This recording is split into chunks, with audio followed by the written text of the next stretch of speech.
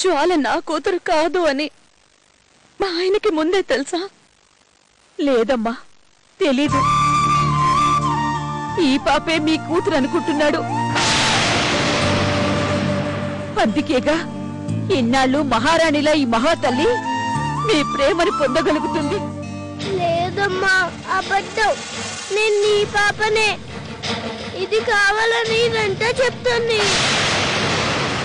నన్ను వెళ్ళగొట్టి ఎత్తుకుపోవాలని చూస్తుంది.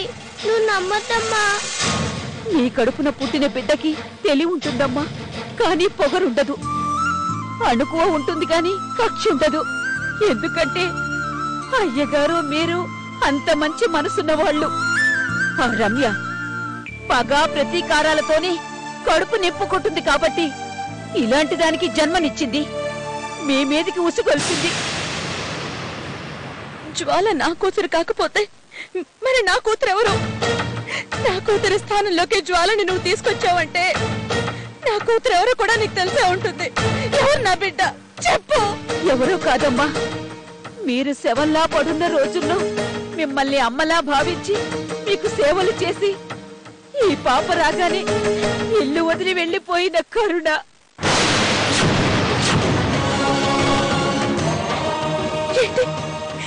ఏంటి నువ్వు చెప్పేది?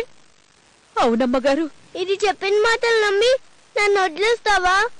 నేను నీ కూతుర్ని కాదా? కాదు,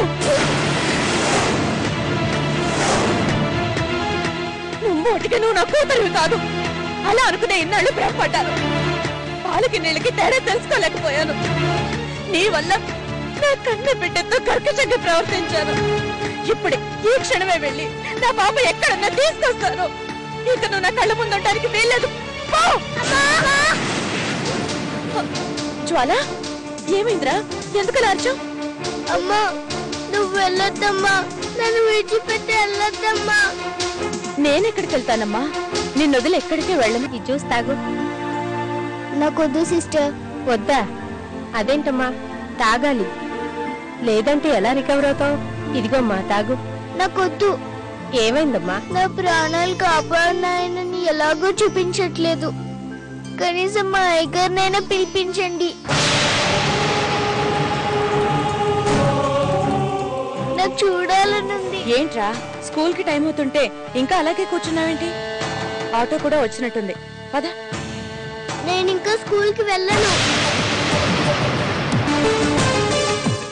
ఏంటి, స్కూల్ కి వెళ్ళవా? ఏ? ఎప్పుడు ఎవరో ఒకరు నేర్పిస్తూనే ఉన్నారు. నన్ను బాధ పెడుతూనే ఉన్నారు. ఎవరమ్మా? మళ్ళీ స్కూల్లో ఎవరైనా ఏమన్నా అన్నారా? స్కూల్లో మొన్నటి వరకు అది నేర్పించింది.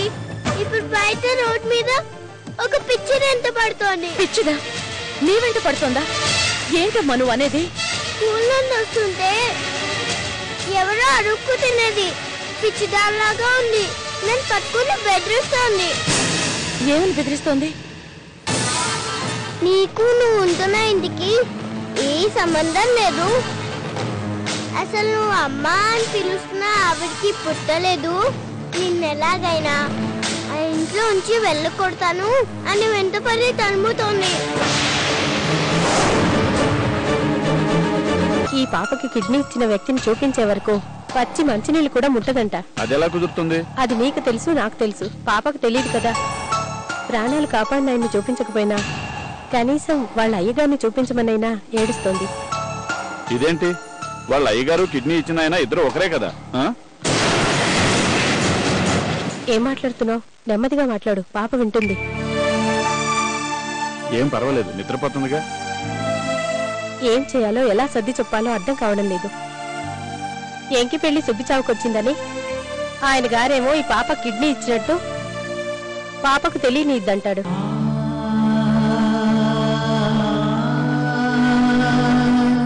పాపేమో కిడ్నీ ఇచ్చిన తన్ని చూసేంత వరకు నీళ్లు తాగనంటుంది. కాదని నోరు మూసుకుందామంటే డాక్టర్ గారితో బాధ. మధ్యలో మనకొచ్చింది తంట. పాపం ఈ అమ్మాయి కిడ్నీ ఇచ్చి ఆయన ప్రాణాల మీదకి తెచ్చుకున్నాడు.